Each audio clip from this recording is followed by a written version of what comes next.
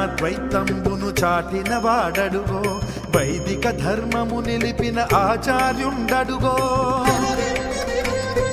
విశిష్టాద్వైతంబును చాటిన వాడడుగో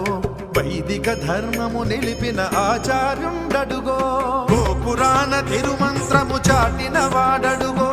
మోక్షానికి మార్గమైన రామానుజులరుగో గోపురాణ తిరుమంత్రము చాటిన వాడడుగో